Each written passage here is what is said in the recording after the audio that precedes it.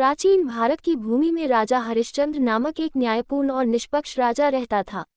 उन्होंने हरे भरे बगीचों, हरे भरे जंगलों और प्रचुर संसाधनों से भरे एक समृद्ध राज्य पर शासन किया। उनके लोग उनसे प्यार करते थे और उनका सम्मान करते थे, क्योंकि वे एक बुद्धिमान और दयालु शासक थे, जो हमेशा उनकी जरूरतों को अपनी जरूरतों से पहले रखते थे। राजा हरिश्चंद्र एक मजबूत और बहादुर नेता थे, जिन्होंने अपने राज्य को नुकसान से बचाया और अपनी प्रजा के बीच शांति और सद्भाव सुनिश्चित किया। वे एक निष्पक्ष न्यायाधीश थे, जो अपने सभी लोगों की जरूरतों को सुनते थे और जरूरतमंद लोगों की मदद करते थे।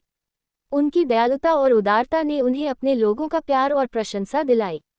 राजा की पत्नी रानी तारामती एक सुंदर और बुद्धिमान महिला थी, जो अपने पति के बगल में खड़ी रहती थी। वह एक मजबूत और बहादुर रानी थी, जिन्होंने राजा को महत्वपूर्ण निर्णय लेने में मदद की और उनके सभी प्रयासों में उनका समर्थन किया। साथ में उनका एक बेटा हुआ जिसका नाम रोहिदास था, एक बहादुर और साहसी युवक जिसे सभी लोग प्यार करते थे। राजा हरिश्चंद्र के शासन में राज्य समृद्ध हुआ, जो अवसर, शिक्षा, संस्कृति और सुंदरता का स्थान बन गया।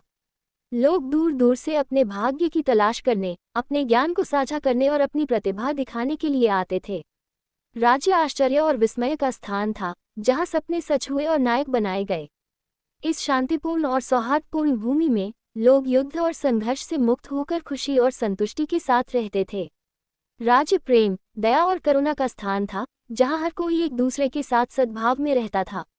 और राजा हरिश्चंद्र अपने बुद्धिमान और न्यायपूर्ण शासन के साथ इस सुंदर भूमि में सभी अच्छे और महान लोगों का अवतार थे। एक दिन विश्वामित्र नामक एक बुद्धिमान और शक्तिशाली ऋषि राजा हरिश्चंद्र के राज्य में आए। वह अपनी असाधारण क्षमताओं और राजाओं की योग्यता का परीक्षण करने की इच्छा के लिए जाने जाते थे। विश्वामित्र ने राजा हरिश्चंद्र की असाधारण धार्मिकता के बारे में सुना था और उनकी परीक्षा लेना चाहते थे।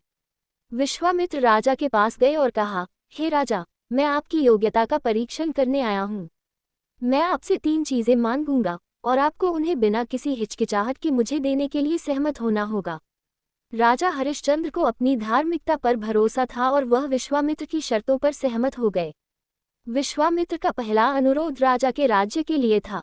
राजा हरिश्चंद्र बिना किसी हिचकिचाहट के अपना राज्य छोड़ने के लिए सहमत हो गए। उन्होंने अपने अधिकारियों को बुलाया और राज्य का स्वामित्व विश्वामित्र को हस्तांतरित कर दिया। ऋषि राजा की अपनी सबसे कीमती संपत्ति को छोड़ने की इच्छा से प्रभावित थे। विश्वामित्र का दूसरा अनुरोध राजा की संपत्ति के लिए था। राजा हरिश्चंद्र बिना किसी हिचकिचाहट के फिर से अपनी संपत्ति छोड़ने के लिए सहमत हो गए। उन्होंने अपना सारा धन विश्वामित्र को दान कर दिया और अपने पास कुछ भी नहीं छोड़ा। ऋषि राजा की उदारता से चकित थे। विश्वामित्र का तीसरा और अंतिम अनुरोध राजा के परिवार के लिए था। भारी मन से राजा हरिश्चंद्र अपने परिवार को छोड़ने के लिए सहमत हो गए। उन्होंने अपनी पत्नी और बेटी को विदाई दी और उन्हें विश्वामित्र ले गए। राजा अकेला रह गया था, उसके पास मार्गदर्शन करने के लिए उसकी धार्मिकता के अलावा कुछ नहीं था। विश्वामित्र राजा हरिश्चंद्र की धार्मिकता के प्रति अटूट प्रतिबद्धता से प्रभावित थे। उन्होंने महसूस किया कि राजा वास्तव में एक न्यायपूर्ण और निष्पक्ष शासक था, जो अपने राज्य और अपने लोगों के योग्य था। लेकिन परीक्षा अभी खत्म नहीं हुई थी। विश्वामित्र ये देखना चाहते थे कि राजा उनकी नई परिस्थितियों पर कैसी प्रतिक्रिया देंगे। राजा हरिश्चंद्र, जो अब अकेले और बेसहारा थे, शमशान घाट में एक मजदूर के रूप में काम करने के लिए मजबूर थे। उन्होंने अपने दिन मृतकों के शवों को जलाने में बिताए, केवल जीवित रहने के लिए पर्याप्त कमाई की। अपनी कठिनाइयों के बावजूद राजा अपनी धार्मिकता पर अडिग रहे, कभी भी एक बार भी शिकायत नहीं की या विश्वास नहीं खोया। जब वह काम कर रहा था, तो राजा का सामना कई लोगों से हुआ जिन्होंने उसे पहचान लिया और मदद की पेशकश की। लेकिन उन्होंने उनकी सहायता से इनकार कर दिया और अपना अधिकार अर्जित करने और गरिमा के साथ जीने का दृढ़ संकल्प लिया। उनका मानना था कि उनकी पीड़ा उनके चरित्र की परीक्षा थी और उन्हें इसे साहस और लचीलेपन के साथ सहन करना चाहिए। एक दिन शमशान में काम करते समय राजा को एक शव मिला जो लावारिस छोड़ दिया गया था। उन्होंने स्वयं शव का अंतिम संस्कार करने का फैसला किया, लेकिन जैसे ही वे आग जलाने वाले थे, उन्हें एहसास हुआ कि शव उनके अपने बेटे रोहिदास का था।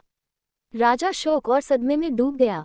उन्होंने कभी नहीं सोचा था कि उनके बेटे को इस तरह के भाग्य का सामना करना पड़ेगा।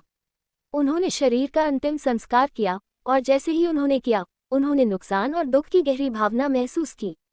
लेकिन अपने दुख में भी राजा अपनी धार्मिकता के लिए प्रतिबद्ध रहे, ये जानते हुए कि उन्हें वही करना जारी रखना चाहिए जो सही था, चाहे आगे कोई भी चुनौती क्यों न हो। इस बीच रानी तारामती, जो अपने पति और बेटे से अलग हो गई थी, भी अपने स्वयं के संघर्षों का सामना कर रही थी। उसे एक नौकर के रूप में काम करने के लिए मजबूर किया गया था, जो जीवित रहने के लिए पर्याप्त कमाई करता था। अपनी कठिनाइयों के बावजूद वह अपने पति और बेटे के प्रति समर्पित रही, कभी उम्मीद नहीं छोड़ी कि वे एक दिन फिर से मिल जाएंगे। जैसे जैसे दिन हफ्तों में बदलते गए, राजा की पीड़ा बढ़ती गई। वह अपने नए जीवन की कठोर वास्तविकताओं का सामना करने के लिए मजबूर था और वह सोचने लगा कि क्या वह कभी अपने परिवार के साथ फिर से मिल पाएगा। लेकिन उन्होंने कभी विश्वास नहीं खोया, ये जानते हुए कि उनकी धार्मिकता अंततः प्रबल होगी। बहादुर और साहसी युवा राजकुमार रोहिदास अपने परिवार से अलग हो गए थे और अब उन्हें खोजने के लिए यात्रा पर थे। उन्होंने घने जंगलों से होकर यात्रा की और रास्ते में कई खतरों और चुनौतियों का सामना करते हुए झुलसे रेगिस्तानों को पार किया। जैसे जैसे वह यात्रा कर रहे थे, रोहिदास को कई लोगों का सामना करना पड़ा जिन्होंने उन्हें गुमराह करने या उन्हें नुकसान पहुंचाने की कोशिश की। लेकिन वह चतुर और साधन संपन्न थे, हर बाधा को पार करने के लिए अपनी बुद्धि और साहस का उपयोग करते थे। वे कई दयालु और सहायक लोगों से भी मिले जिन्होंने उनकी खोज में उनकी सहायता की, उन्हें भोजन, आश्रय और मार्गदर्शन प्रदान किया। कई चुनौतियों का सामना करने के बावजूद रोहिदास ने कभी उम्मीद नहीं छोड़ी। वह अपने परिवार को खोजने और उनके साथ फिर से मिलने के लिए दृढ़ था, चाहे कुछ भी हो जाए। उन्होंने उन कहानियों को याद किया जो उनके पिता ने उन्हें धार्मिकता के महत्व और दृढ़ता की शक्ति के बारे में बताई थी। एक दिन, कई लंबे और कठिन महीनों के बाद, रोहिदास आखिरकार उस शमशान घाट पर पहुंचे जहां उनके पिता काम कर रहे थे। उन्होंने अपने पिता, राजा हरिश्चंद्र को दूर से देखा, लेकिन पहले तो उन्हें नहीं पहचाना। राजा गंदा और विकृत था और रोहिदास को पता नहीं था कि यह उसका पिता था। लेकिन जैसे ही वह पास पहुंचा, रोहिदास ने राजा की आंखों को देखा और वह जानता था कि यह उसका पिता था। खुशी के आंसुओं के साथ उसे गले लगाते हुए वह उसके पास भागा। राजा भी अपने बेटे को देखकर बहुत खुश हुआ और उसने उसे कसकर गले लगा लिया और उसे फिर कभी जाने नहीं देना चाहता था। ये पुनर्मिलन विशुद्ध खुशी का क्षण था, एक ऐसा क्षण जिसे न तो राजा और न ही रोहिदास कभी भूलेंगे। वे बहुत कुछ से गुजरे थे और अब वे आखिरकार फिर से एक साथ थे। लेकिन उनका सफर अभी खत्म नहीं हुआ था। उन्हें तब भी रानी तारामती को ढूंढना था और पूरे परिवार को फिर से जोड़ना था। राजा हरिश्चंद्र और रोहिदास फिर से मिलने से बहुत खुश थे, लेकिन वे जानते थे कि उनकी यात्रा अभी पूरी नहीं हुई है। उन्हें अभी भी रानी तारामती को ढूंढना था और उसे राज्य में वापस लाना था। रोहिदास ने अपने पिता को अपनी मां के ठिकाने के बारे में बताया और वे उसे खोजने के लिए निकल पड़े। उन्होंने उस शहर की यात्रा की जहां वह एक नौकर के रूप में रह रही थी और काम कर रही थी। जब वे पहुंचे तो उन्होंने उसे एक छोटी सी झोपड़ी में फर्श झाड़ते हुए पाया। रानी तारामती अपने पति और बेटे को फिर से देखकर बहुत खुश हुई। उसने सोचा था कि वह उन्हें फिर कभी नहीं देखेगी और अब वे यहाँ उसके सामने खड़े थे। उन तीनों ने गले लगा लिया, खुशी के आंसू उनके चेहरे पर बह रहे थे। परिवार अंततः फिर से मिल गया और उन्हें पता था कि कुछ भी उन्हें फिर से अलग नहीं कर सकता है। वे राज्य में लौट आए जहां उनका जयकार और उत्सव के साथ स्वागत किया गया। लोग अपने प्रिय राजा और रानी को वापस आते देख बहुत खुश हुए और उन्होंने रोहिदास का खुली बाहों से स्वागत किया। राजा की धार्मिकता का परीक्षण करने वाले ऋषि विश्वामित्र एक बार फिर प्रकट हुए। वह ये देखकर प्रसन्न हुआ कि राजा ने परीक्षा उत्तीर्ण कर ली है और अपने परिवार के साथ फिर से मिल गया है। उन्होंने परिवार को आशीर्वाद दिया और उन्हें एक वरदान दिया कि वे हमेशा एक साथ और खुश रहेंगे। और इसलिए राजा, रानी और राजकुमार खुशी से रहते थे, ज्ञान और न्याय के साथ राज्य पर शासन करते थे। वे अपनी यात्रा में सीखे गए सबक को कभी नहीं भूलते थे और हमेशा धार्मिकता और दृढ़ता की शक्ति को याद करते थे।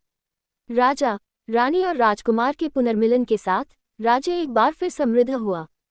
राजा की धार्मिकता और ज्ञान उनके लोगों के लिए शांति और खुशी लेकर आया। रानी की दया और करुणा ने सभी के दिलों में प्यार और भक्ति को प्रेरित किया और राजकुमार रोहिदास की बहादुरी और साहस ने राज्य को गौरव और सम्मान दिलाया। उनके शासन के तहत राज्य फला फूला, जो बहुतायत और आनंद की भूमि बन गई। लोग खुश और संतुष्ट थे और राज्य सभी के लिए आशा और प्रेरणा का प्रकाश स्तंभ बन गया।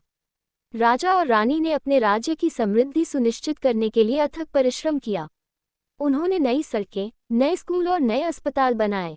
उन्होंने व्यापार और वाणिज्य को प्रोत्साहित किया और राज्य आर्थिक गतिविधियों का केंद्र बन गया। राजकुमार रोहिदास, जो अब एक बुद्धिमान और न्यायपूर्ण राजकुमार थे, ने राज्य के शासन में अपने पिता की मदद की। उन्हें सभी प्यार करते थे और उनकी बहादुरी और दयालुता ने नेताओं की एक नई पीढ़ी को प्रेरित किया। राज्य की समृद्धि इसकी भौतिक संपत्ति तक ही सीमित नहीं थी। राजा और रानी ने भी कला और संस्कृति को प्रोत्साहित किया और राज्य सीखने और रचनात्मकता का केंद्र बन गया। साल बीतते गए और राज्य समृद्ध होता रहा। राजा और रानी बूढ़े हो गए, लेकिन उनकी विरासत उनके बेटे राजकुमार रोहिदास के माध्यम से जीवित रही, जो अपने आप में एक महान राजा बन गए। और इसलिए राजा हरिश्चंद्र, रानी तारामती और राजकुमार रोहिदास की कहानी पूरी तरह से सामने आई, जो धार्मिकता की शक्ति, दृढ़ता और अपने मूल्यों के प्रति अटूट प्रतिबद्धता का प्रमाण है। राजा हरिश्चंद्र के जाने के बाद उनकी विरासत लंबे समय तक जीवित रही। उन्हें एक न्यायपूर्ण और धर्मी राजा के रूप में याद किया जाता था, जिन्होंने अपने राज्य में शांति और समृद्धि लाई थी। उनके लोग उनसे प्यार करते थे और उनका सम्मान करते थे, और उनका नाम ज्ञान और साहस का पर्याय बन गया।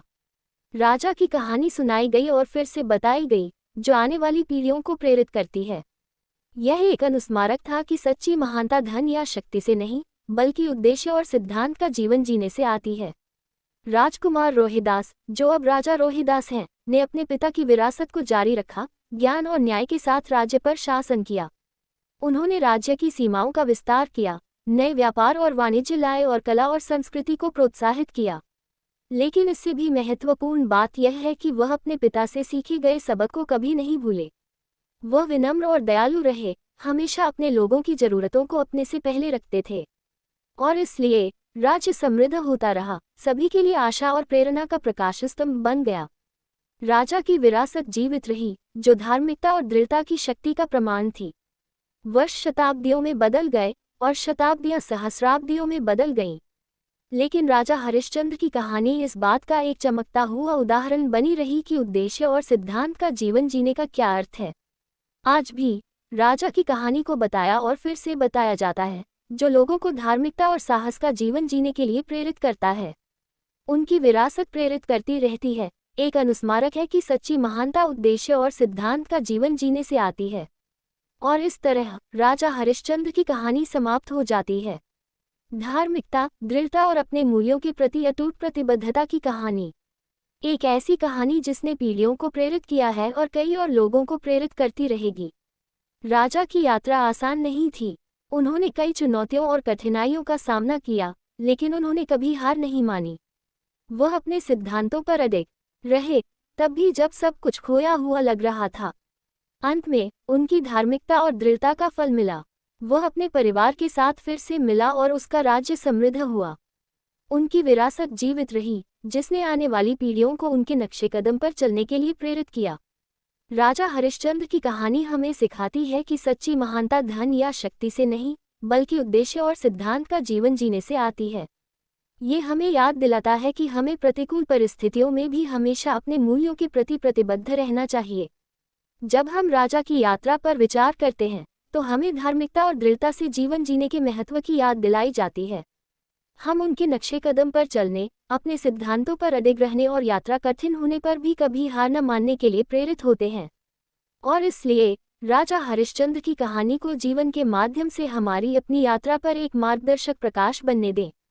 आइए ये हमें उद्देश्य और सिद्धांत का जीवन जीने के लिए प्रेरित करे और धार्मिकता और दृढ़ता के महत्व को कभी न भूलें।